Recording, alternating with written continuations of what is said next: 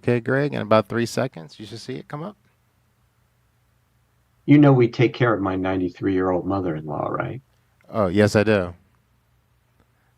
Yeah, It's in some ways it can be similar to having a kid in that I feel you. in that Yeah, my parents are getting up there, so I understand. things can happen quickly that cause you to change direction. Hmm. And Yeah, that's just how it is, yeah, and you have to be you like know. constantly on standby.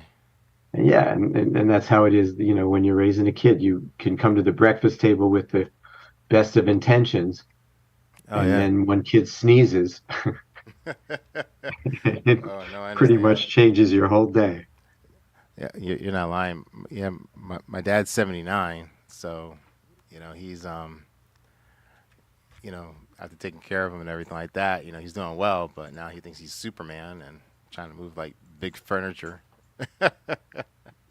Well, that's the hardest part I'm noticing. Yeah, Um, to give up what was your image of like virility, right, right, right. It is tough. lifting heavy objects. It Yeah. seems to be what we do. Do.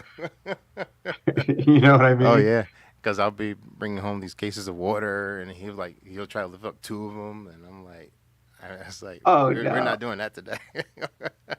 Do you know, I will tell you that now that I am not so young anymore, Yeah. there are two things. Two things are happening to me that I notice completely, and I love them both. The first is young women will hold the door for me. I think it's hilarious. That is right. And also, like if I'm getting water in a supermarket, Hmm. some nice, handsome, strong young man will walk over and say, "Hey, let me help you with that." Well, see, there's some pros and cons to it.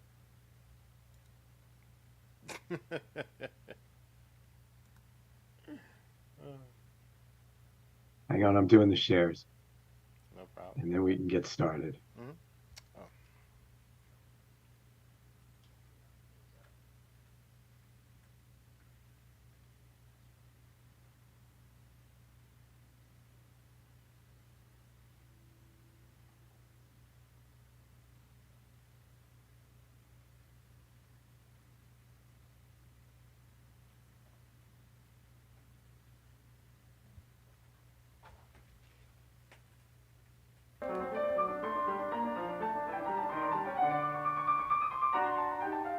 There's Mozart.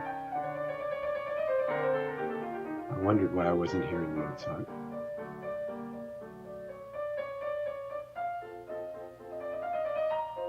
You okay, Rhonda? Okay.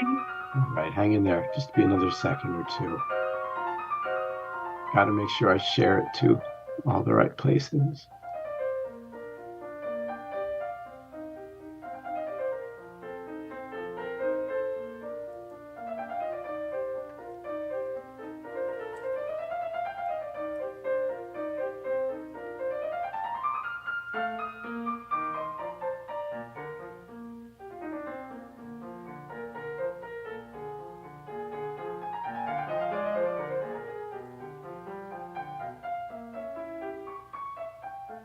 Be one more.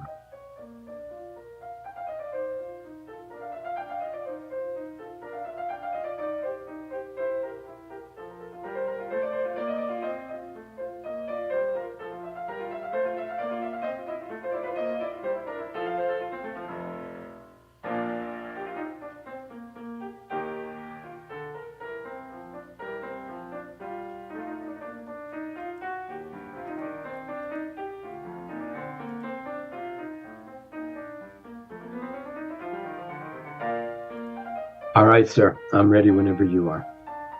Okay, hold tight.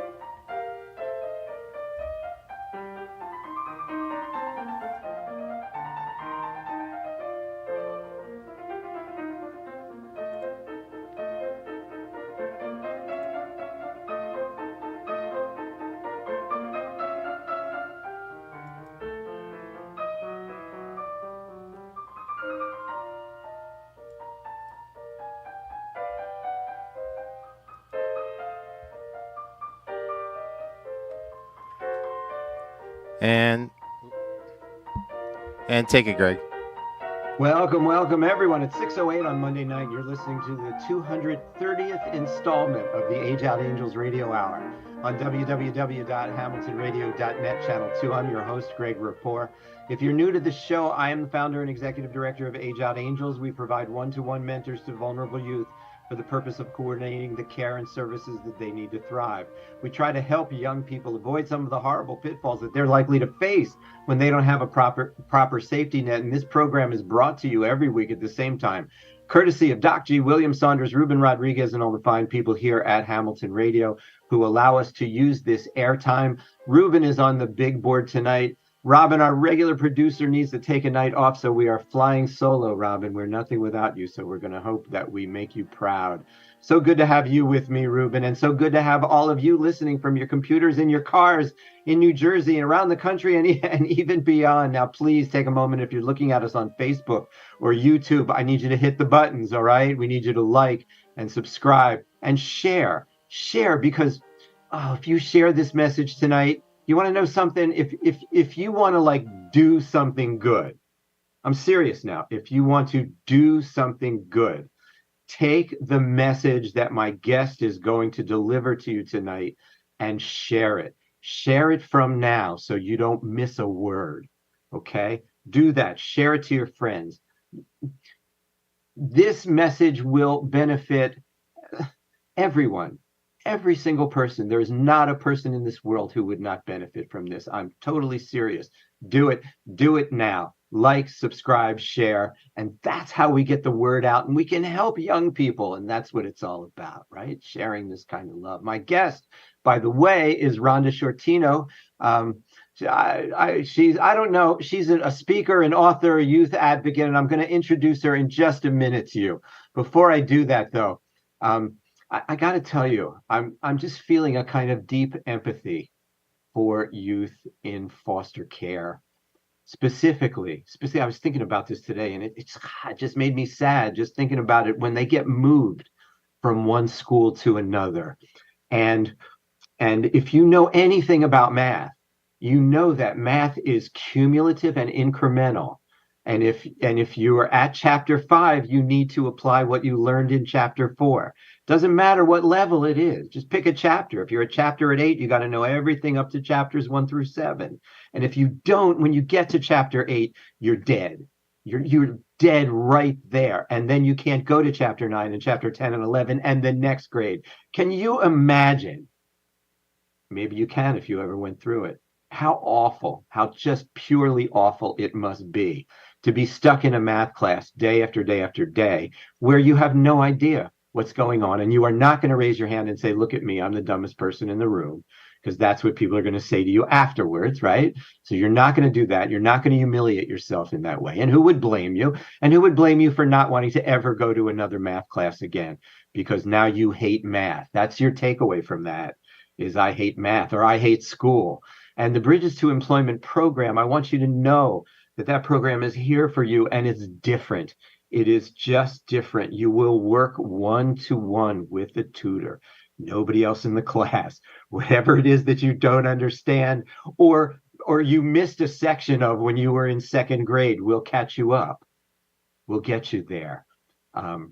So the only rules are you have to have at some point in your life been in foster care. You could be reunited or adopted. Either way, if you were ever in foster care and you're between the ages of 16 and 22, I believe it is, you qualify for this program. And you know what?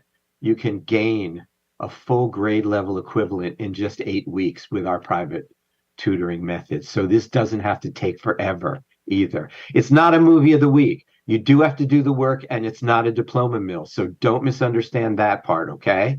You have to do the work, but you can increase an entire grade level in 8 weeks. You can't beat it. You just can't beat it. School was never like this. There's never been another opportunity like this, and there may never be one again. So if you qualify or if you know someone who does, get in touch with us, please, right away. You know, you can private message me on Facebook or email me directly at greg@ageoutangels.org. And that's all we're going to talk about school tonight, unless my guest wants to talk about school. Rhonda Sciortino. Welcome to the Age Out Angels Radio Hour. Thank you for having me, Greg. This is awesome. I love that you do this. It's my pleasure. I just want to hog the mic for one more second, okay? Because I want to read the liner notes of your book titled Succeed Because of What You've Been Through. Yes? The title of the book is Succeed Because of What You've Been Through. It's on Amazon, everybody. You can get it, okay? But listen to this. Just listen to this for a second. Using the lessons learned from living through an emotional roller coaster of a childhood, Rhonda Sciortino discusses the 5 points of prosperity that enabled her to persevere and start a successful business. And those are good health, good relationships, peace, joy, and financial stability. From a childhood of poverty, filth, hunger, and loneliness to an adulthood of affluence, order, and fulfillment, Sciortino draws on her personal experience to show how to use the obstacles in life as stepping stones to a great future. Topics covered include lessons from abuse, how to avoid being hurt again, taking charge of your life, making right choices, and treating people right. Designed to ignite hope, these are practical, measurable steps towards newfound success. I will tell you that you had me at the word filth. What a word. That is so impactful. Yeah. How do you describe that? How do you describe having been emerging from those ashes? How do I describe emerging from those? What's filth? What is defined filth? The filth that I came from was literally, it was a 500 square foot shack, which is roughly the size of a 2-car garage. The people who raised me each smoked 3 packs of cigarettes a day. So the walls, if you happen to graze up against a wall, you would get like a brown gooey smudge on you. The floors were wood, and I don't mean like the beautiful wooden floors of today. They were planks of wood that had holes in them and splinters and all that. And so they would take the tops of cans, food cans, and nail them over the wood. So if you were walking barefoot, you would very easily slice your foot open. It was, I don't know a better word to describe the place than filthy. The windows, the few windows that were in the little shack were just covered with that cigarette kind of goo. You couldn't see out of the windows. You couldn't see in, you couldn't see out. It was just sort of you could see a little bit of light coming through. Where was this now? Where's this taking place? Southern California. In Southern California. Yeah. We don't think of Southern California living in that way. It's not all Hollywood and swimming pools. So where in Southern California is this? Is it like up in the hills somewhere, a shack in the mountains? It was about 30 miles east of Los Angeles in a little town called Upland. And we were kind of on the outskirts of town. And it was a house that was built in, I want to say 1898. It was literally a little shack that had been in the midst of, I think, orange groves and grape vineyards and that kind of thing. So it didn't have functional plumbing.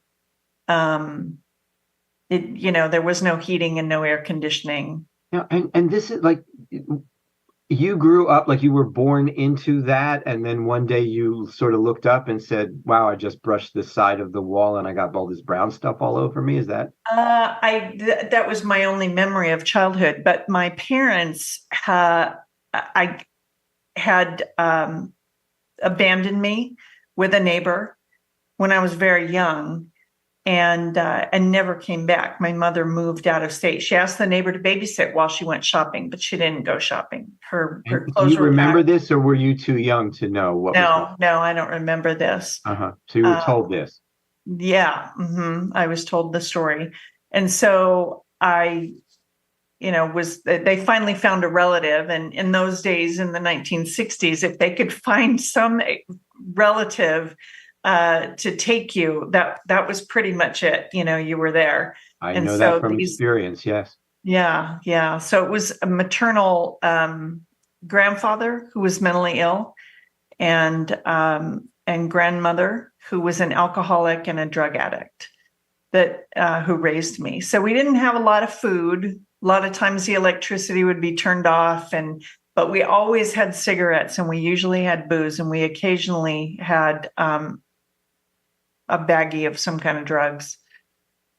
Were you introduced to using drugs at a young age? No, well, no. In fact, I'm adamantly opposed because it seems like my experience has been meeting other people who were raised by alcoholics and addicts. I mean, it seems to me that, we either go that direction fully and say, well, after all, I was raised by an addict, or we do what I did and we go completely the opposite direction. We don't want to have anything to do with it, and we don't want it around us, and say the exact same thing. Well, after all, I was raised by an alcoholic and addict. I don't want that around me. So that was me. I understand. Amazing that your along with everything else, that your humor is so richly intact at this point. Where did you go to school, to regular school? I did. And the way the school district was laid out, we were sort of on the line of, where I should go to school. And I wound up going to school, high school anyway, with kids from an affluent area. And that was tough. It's one thing when you're raised in an area where everybody lives in a shack and, nobody really has anything. And, but then to go to school, to go to a high school where, at the age of 16, kids get a brand new Mustang or a brand new Camaro, and they have all the right clothes to wear. So that was really kind of my exposure to the real, what people think of as the California experience. So, yeah. Bart and Ken went to my high school. So, yeah. It's sort of that becomes that famous double-edged sword of being exposed to that, and then, maybe aspiring to it, right? But at the same time, they can see you coming from 40 miles away. Oh, they could smell me coming. There's nothing about you. Yeah. Oh, yeah. Well, that too. I mean, but there is absolutely nothing about you that measures up in that environment, and everyone sees it. Were there other children like you? I mean, were you able to find your element in that high school? Well, no. I mean, I was an other. I was different from the first day, because the area where I grew up, I was the only white kid. So I actually know what it feels like to be very, very different, and to be an other, or an only, as some people say. Yeah. But the kids who grew up on the street where I grew up, didn't have much more than we had, and so it wasn't really kind of an in-your-face thing until I got to high school. Right. So did you do 4 years of high school in that environment? I did. Not in that environment. I emancipated when I was 16. So I was on my own. When I graduated from high school, I graduated in the top 10 of my class. And I love what you're doing with, with helping kids learn, because I had, if you can call it an advantage, one of the things that my mentally ill grandfather did, I surely would have been considered abuse back then, but he hadn't finished high school. And he always regretted that he was not able to finish high school. His mother had left him when he was 12 to take care of his 8-year-old brother and his 6-year-old sister, and they were homeless in Hollywood. And so he wanted to go to school. He got his brother and sister off to school before he would go work and steal food out of gardens and stole clothes off of clotheslines. If you're not sure what a clothesline is, Google it. But so he wanted me to be educated. And so he made me read from the encyclopedia every single day. And he would ask me every day. I mean, this is my primary abuser. So this is what it's such a dichotomy. And so many of us can say this, that, the person who hurt us the most was also the person who actually did something good for us, or that we have some fond memory of. And I didn't think it was fun at the time, but I now am so grateful. They taught me to read when I was 4. So I was reading, at like a 6th grade level. By the time I entered kindergarten, I read the entire encyclopedia. And every single day he would say, this was the thing that we would do, that I have these sort of fond memories about. He would say, "You don't know anything important." And I would say, "Oh, yes, I do." And I would then tell him what I read from the encyclopedia that day, like whatever aardvarks, the common diet of the aardvark, or whatever it was. It was all so important, at the time. So I have a lot of really ridiculous trivia in my head, Greg. This is the same guy who would get drunk and knock you around? No, he was mentally ill. He didn't drink. He didn't use drugs. Okay. His wife did that, and probably self-medicated because he was crazy. But looking back at it now, I think, I'm not sure that we had all these words back then, but I think he was probably bipolar. And I think words that we would use today are explosive rage disorder. Yeah. Okay. So he couldn't hold a job because somebody would say something to him and he would get offended. He got offended, like every third word that anybody said, he would get offended. And then he would just throw a punch. And he was, what was he, like 6'2" or 6'3", strong guy. He had been a lifeguard at Santa Monica Beach. So in his younger years, he was, he was strong and he was powerful. And so he'd throw a punch and he'd get fired and sometimes get arrested. And, so this was a crazy merry-go-round that I lived on for the first 16 years of my life. Yeah, just purely dysfunctional. May I ask, even as dysfunctional as it was, and as wrong as you probably knew it was, did you feel any sense of loyalty to it?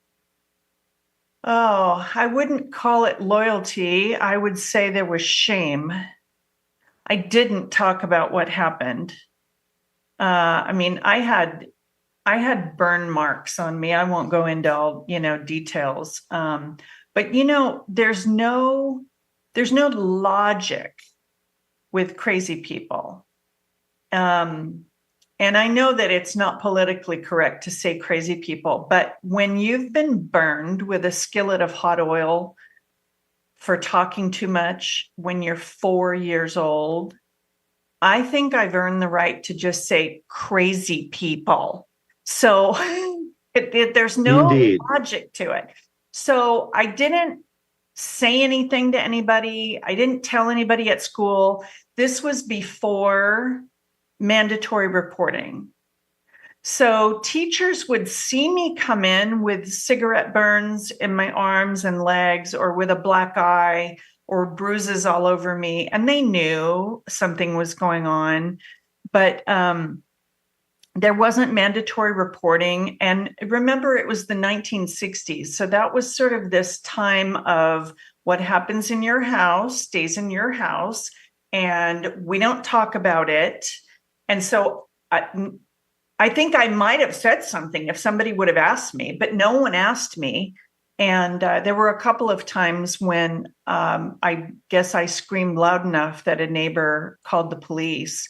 But my grandfather was a member of the, it was like a reserve sheriff thing. I don't know. It was, to me, it was like a phony badge. So he walked out the one time the police came, and I thought that I was going to be rescued and they were going to figure this out and they were going to get me out of here.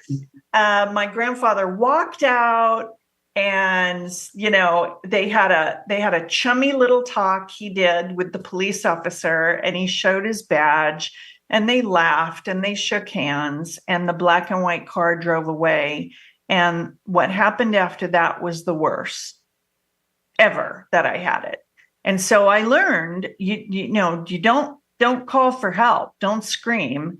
But most of the time, nobody called anyway. It was kind of a dysfunctional street. The people next door were drug dealers, and the house next to that, the father and his oldest son did a drive-by shooting and killed a lady and bragged about it. And then the third house over was the Hells Angels house. So I actually liked those guys because I thought that they might actually defend me if they ever saw anything go on. But all the bad stuff happened inside the house. Inside your own house, yeah. Yeah. It's really incredible. How do you survive? How do you persevere? Well, you emancipated at 16. Yeah. So you mentioned sense of humor. Survivors of child abuse develop coping skills that, some of them I think are taught at Quantico to federal agents and taught in the military. We are usually pretty good at making a joke and loosening up the tension a little bit. We are typically masterful at redirecting the conversation, right? So, it's getting heated and it's going south. And so you say, "Oh, did you see that guy down the street, what he did?" Well, now we're all talking about the guy down the street instead of, the A- on my report card instead of the A. And so, things like that are powerful coping skills. I call that the Halley's Comet defense. Right? Look, it's Halley's Comet. That's good. I hadn't heard that before. Turn around, you run. I may borrow that. Yeah. We know when to run and we know when to hide. We know when we can make it. We know when we have to give up and throw ourselves, for mercy. And so you just survive. But the good news is, Greg, and part of what I want to talk about is, we can take every single one of those survival techniques that we use. We can use all of the coping skills, the good ones, the healthy ones, get rid of the bad ones. But every one of those things is highly valuable and transferable in the workplace. So when we take those things along with the things that we learned, like, for example, we know how to read micro expressions. We can read faces. We can walk into a room. You mentioned foster kids moving. The average foster kid in the United States moves an average of 4 times a year. So you're with different people, you're with different teachers, you're with different neighbor next door, extended family. So you learn to read people. So you grow up and you go into customer service, you can read somebody. Sales, you can read, are they tracking with you? Are they not? You can help in the courtroom doing jury selection. You can sit in the back of the courtroom and watch the faces of people as they're asked by the lawyer various questions that are designed to tip that person's hand on their opinions about diversity and, whatever else. And so a lot of us do those kinds of things and make all of that stuff that we learned as we went through the stuff that we would have done anything to avoid. We can use those things to create successful lives. Yeah, a lot of your message, it's almost like, I liken it to jujitsu, where you take that, you take that thing that had been such an obstacle and somehow incorporate that into your utility belt of superpowers and use it. And we're going to talk more about that in just a minute. But I wanted to start that by saying no one would blame you if you just said, I have anxiety, and went to bed. Oh, no, I just take my anxiety everywhere I go, Greg. And I see this all the time. Like I see it in a teenage girl whose older brother was her best friend and her rock in that, strange and neglectful home life of dysfunctionality, who is standing next to the kid who's the target of a drive-by shooting. So he gets killed too. And then suddenly her whole world, her generation is gone. I mean, what's she supposed to do? Talk to the old people, please? You're a teenager, you don't do that. But it's ripped out of her. It's ripped out of her, and she can't get over, can't get past it. Things that you lived with. I mean, this was your day to day. It was, people refer to it as a new normal of sorts. And I have trouble assigning the word normal, to that, but normalized certainly for the child who's living it. I get that part. So where am I going with all this? You might be wondering. I'm with you. It's just that no one would blame you if you withdrew into a corner and took Oxycontin for the next 7 or 8 years. Oh, was school your safe place? School was my safe place, but to your point about curling up in a corner, oh, hell no. I wouldn't give my abusers the satisfaction of stealing my joy and stealing my destiny and withholding from me the life that I thought I could have. And that's, I guess it's, it sounds a little bit sinister, but what I went through was sinister. And what a lot of us go through is sinister. Greg, there's an estimated 12 million former foster kids in the United States. And then when you add to that number people who were mistreated but never went into foster care, that number is triple. This is according to the Pew Foundation. So we're talking about 36 million people.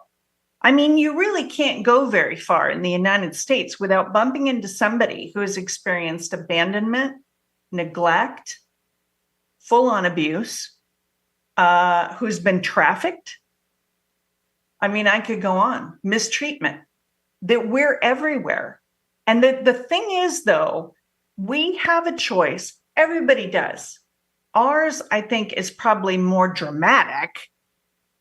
But we all have a choice of whether or not we're going to push through and live our best life, create personal and professional success for ourselves, or if we're going to let our circumstances block us from that life. Yes. Well, you've taken the ACEs questionnaire, right? I'm sorry? You've taken the ACEs questionnaire. Oh, shoot. Right? It's a 10-question test. You scored about a 27. Off the chart. I can't remember what the high number is. But yeah, there's a great way to feel sorry for yourself. Take the ACEs and then wallow in that for a while. I used to. And I totally get, I don't want to make anybody feel bad who's, taken that and is face to face with everything that they've experienced in their lives. I make light of it. I make a joke out of everything pretty much, but it's a good thing.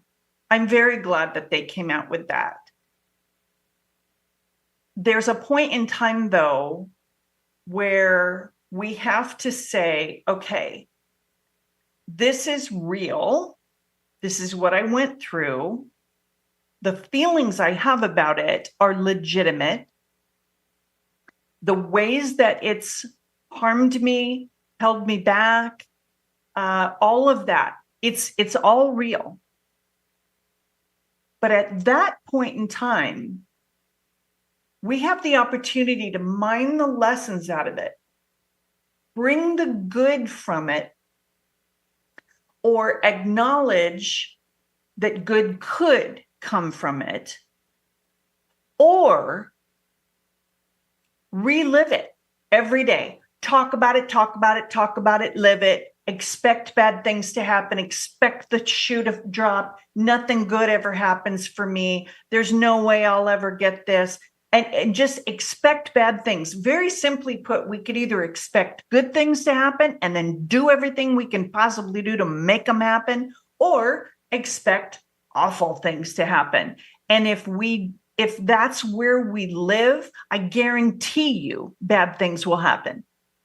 Because they'll be self-fulfilling prophecies. It's built into the program. Yeah, it's definitely built into the program. Certainly. And that's a tragedy. For those of us who had our childhood stolen from us, our happiness taken from us, had our control taken away when we were too little and too vulnerable to prevent it. To me, I mean, that's bad enough. But we each get 1,440 minutes every single day.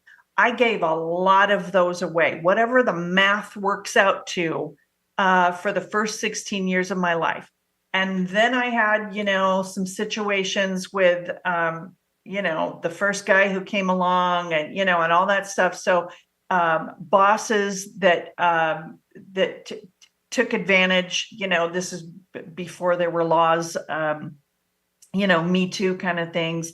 Back when I was in an industry that was a male dominated industry. And so, I had to work twice as hard as the guy doing my same job. I mean, just to stay even, not to get ahead. So there was all of that, but beyond all that, and it's all real, but beyond all that, it just really comes down to taking control and believing that we can create better lives for ourselves, and refusing to give one more minute to sadness and grief and loss and depression and despair, because none of that changes anything. So much to unpack in that. Ending toxic relationships. Right. I wonder if a lot of the people that I work with, and I'm in a microcosm of a cohort, but like before any of that can happen, a layer of self-esteem might be required. Oh, that's good. Yes. I agree 100%. One of the 10 tips for creating success that I wanted to share today is about being willing to do whatever honest work is available to us. And the reason I say that, Greg, is because when I got my first real job when I was 15, I was working from the time I was 6, hustling, let me pick all those apricots off of your tree because they're just, they're dying. And then I would put them in bags, and little bags, and I would go door to door and I would sell the apricots that I just picked off the tree. So, I was hustling for money from, 6 years old, but my first real job was at 15. And when I got that first paycheck, oh my word, it was self-esteem. Someone paid me to do something honest, honorable.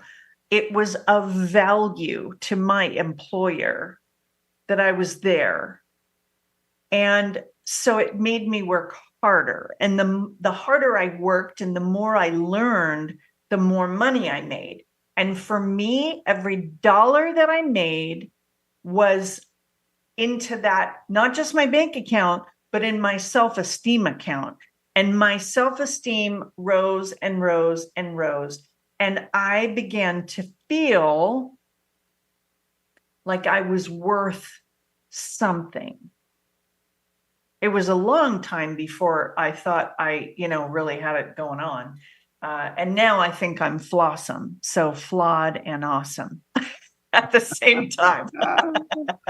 Oh my goodness. So yeah, and I noticed also when I was reading your blogs that you don't treat this like a quick fix cure-all movie of the week in 30 minutes. We'll have you from zero to hero, No, I Can say you to talk? kids all the time, run as fast as you can from somebody who seems to suggest that, for $495, we can, it's all, Yeah. no. Mm-mm. So can you Run. talk a little bit about this? This is a process now. If someone, comes into your world, buys your book, gets the workbook too, and now they're making a commitment. And so what is that commitment? What's the process? Oh, that's interesting. Well, first of all, I've written 15 books. But I assume that you're talking about either From Foster Care to Millionaire or Succeed Because of What You've Been Through. Both of those have a workbook. And so, at this stage of the game, I haven't yet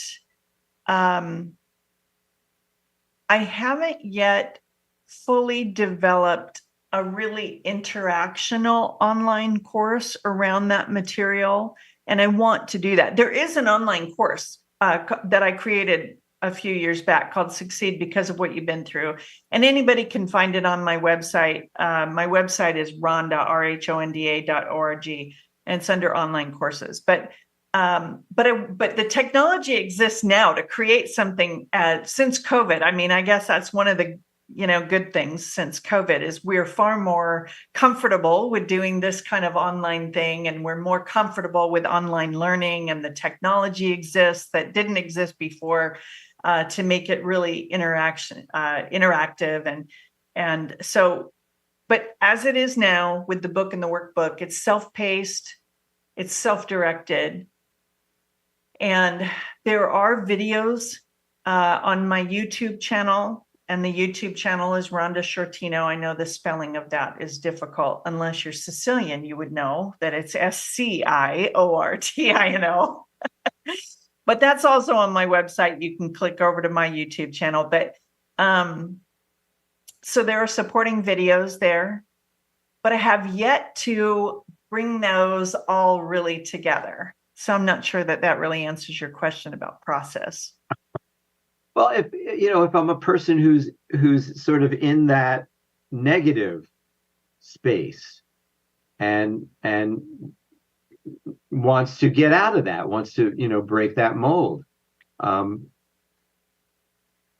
it can be a deep issue. I'm thinking of like one particular young person who, in order to stay in school and make something of themselves, would actually be defying their family. Mm-hmm. Right? Because their family never graduated. You're 16 years old. Go out and earn a living. What's this school thing? You don't waste time at school. Right. A person may have to come from a far place to, but want to. What do they do? How do they start? Oh, well, the way I did, I mean, I went to high school in the morning, I went to work in the afternoon, and then I went to the junior college at night, and I did that for a long time. I think education is really important. But I have to say, this is just my opinion, the right education for the person is really important. And I say that for a couple of different reasons. I was tremendously impacted by a young man who was alone. His father had committed suicide, and his mother was, had a drug problem. So this young man was very bright and he wanted to go to school, and he reached out to me because I founded Successful Survivors Foundation. And so he needed some help. He thought that he needed a parental signature on a college application, and he had no parents. So his question to me was, would I help him fill out the papers, and would I help, to try to persuade the admissions counselor to accept my signature and, whatever. So anyway, so I got involved with this kid, and he went to school, he got his bachelor's degree, and then in his area of study, and he was told, there's no jobs. What you really need is you need a master's degree. All right. So he went and got accepted, and he got more student loans, and he got his master's degree. And in, I can't remember if it was English or it was journalism, creative writing. It was something along those lines. And he was a very thoughtful young man, sort of pensive and a deep thinker. And so he got his master's degree and again, couldn't find a job, but the clock was ticking on the student loans. Mm-hmm. And he had been sold a bill of goods as far as I was concerned. The people, the well-meaning people in his life, I don't know if they were social workers, therapists, whoever was in his life at that point said, and this is a common theme I've found in my advocacy all over the United States for the past 35 years with kids in the foster care system, we have a tendency to say, just go to school, get your degree, everything's going to be great. It's your ticket out, get that degree. Well, let me tell you, this boy committed suicide. Wow, it's horrible. Because he believed that if he got that degree, everything would be just fabulous. Yeah. There would be no problems. Everything would be great. So I say, with the caveat, education is your key out, but you don't have to go the traditional college route. I did not go the traditional college route, and I went from foster care to millionaire. That first job that I had at 15 launched a 40-year career in insurance and risk management. And so I became basically an autodidact. And the information that's now available to us, free courses, online courses, very inexpensively, what's available through community colleges now, oh my word. Okay, then vocational schools. There's nothing wrong with vocational schools. I'll tell you, my general practitioner physician in Newport Beach, before she retired, she told me what she was making. I said, "Oh, you're going to sell your practice?" She says, "I can't sell my practice. What are you kidding me? The 20-year-old furniture in the lobby, there's nothing to sell. That's not how medicine works anymore." Turns out my hairdresser in Newport Beach netted more income than my general practitioner physician with a degree from USC. So, if you think you'd be an amazing hairstylist, you go on with your bad self. We need plumbers. We need electricians. We need somebody to keep the lights on. We need somebody to fix the air conditioning. It's 112 degrees where I'm sitting right now. So, there's nothing wrong with whatever a person feels drawn to that's honest, honorable work. Absolutely. In fact, interesting that you would say that in the Bridges program, our goal is to get a high school diploma and be able to pass up to about a 10th grade level on a like an acuplacer for college, the basic skills test. So if we can get a student up to about 10th grade, up to that grade equivalent, all these doors open. All the doors that you just described open up.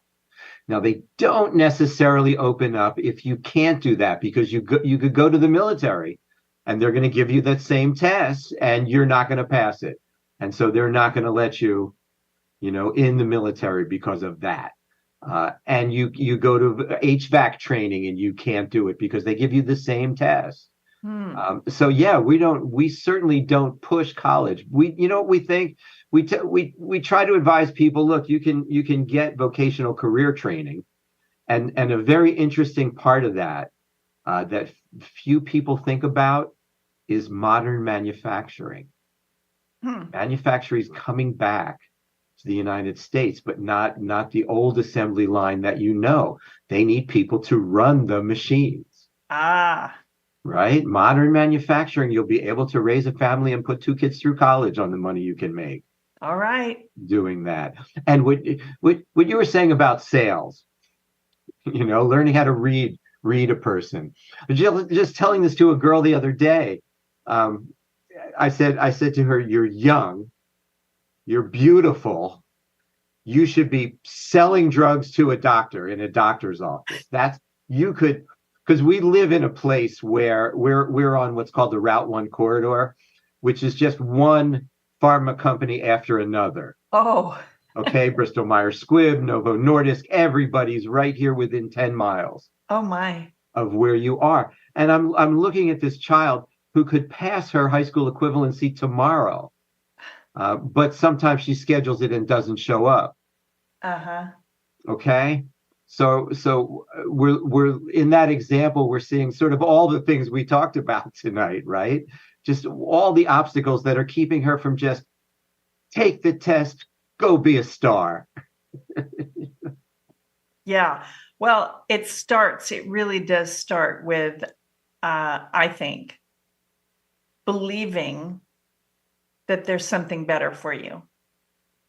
Because when you believe that your circumstances can improve, and then number 2, you take control of your thoughts and your attitudes and your actions, you show up when you're supposed to show up.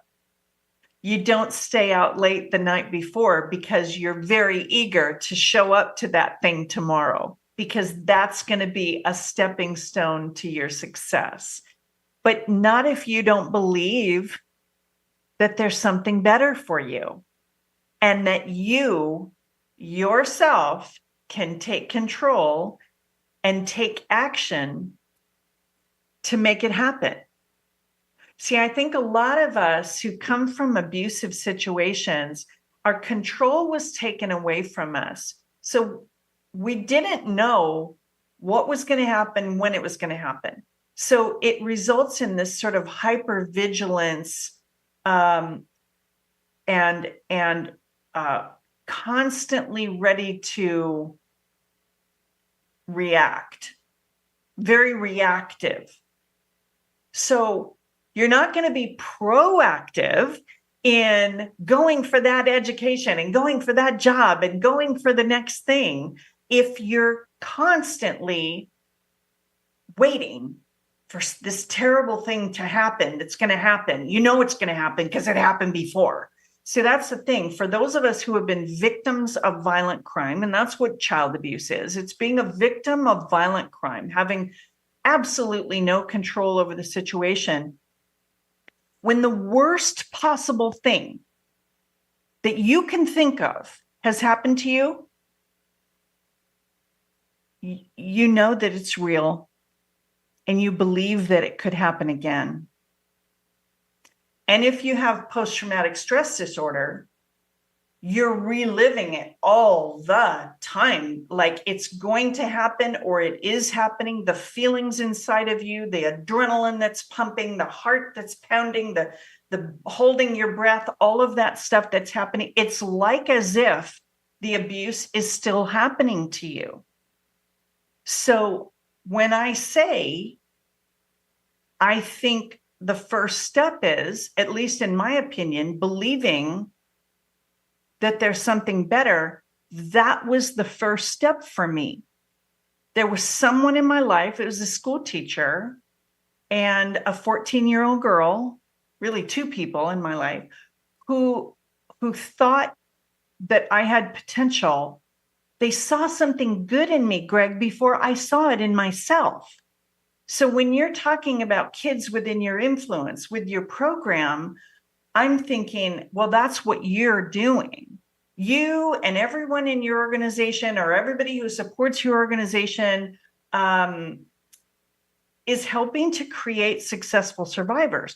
Because when somebody else sees something good in us, we eventually see it too. Yeah, And it could then be hard to internalize at the outset, though, after so much bad, but still. it takes time. Yeah, Takes it's a time to let process. it in. Back to the, the point that you made earlier about it being a process. There's no magic bullet.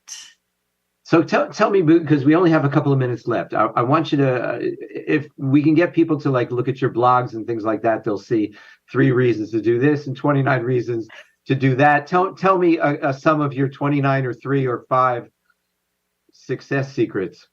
Okay, all right. So Hit I me. promised, I posted on social media that I was going to tell 10 steps to create your success. So I'll run through these really quickly. I have a lot more information on my website. Thank you for mentioning that.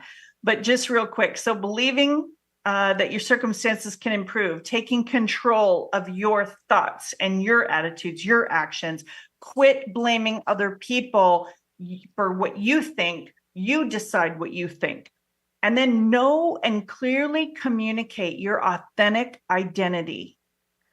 Your identity includes the character traits that are inside of you, the personality traits inside of you, the things that you just know how to do. You didn't even go to school to learn how to do them. You just know how to do them. That's that reading of the faces and reading the room, and those things that we learned when we didn't even have the words to be able to explain what it was that we were doing.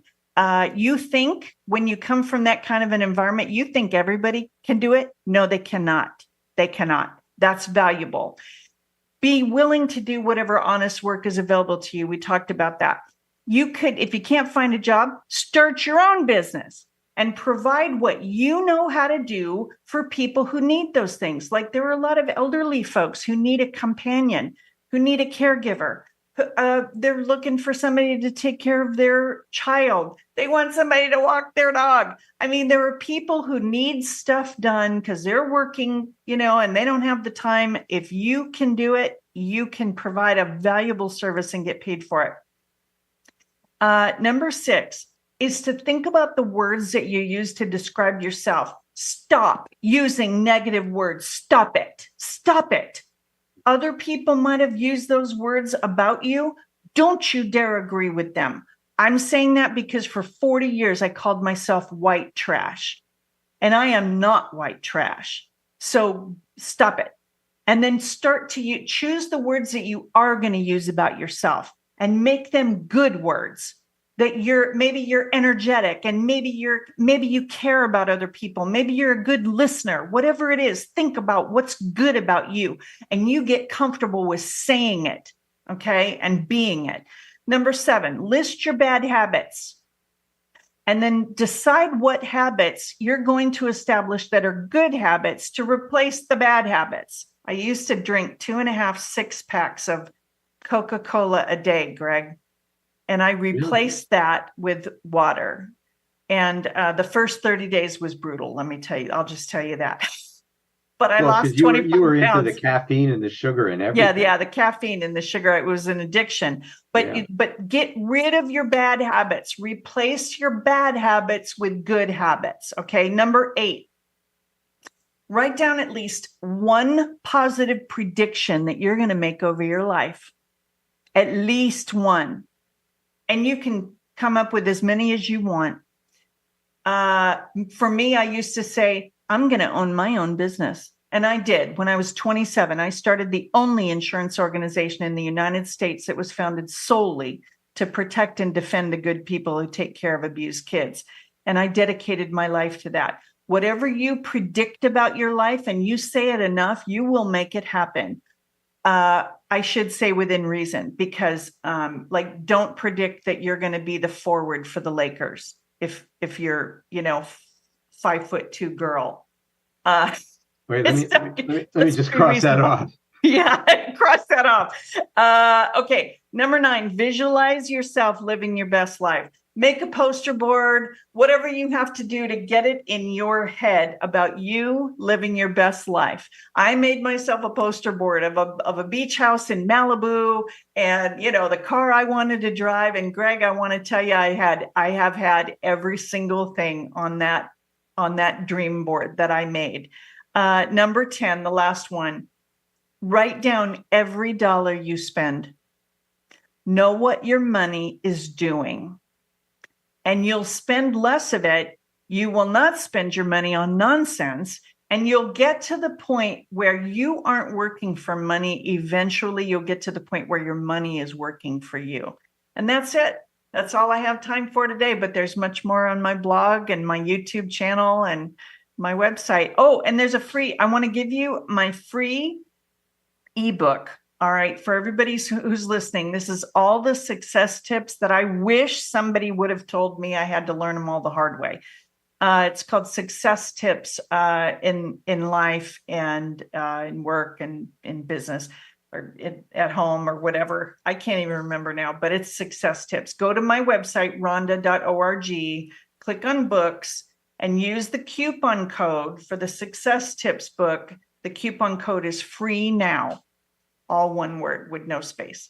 And that's it.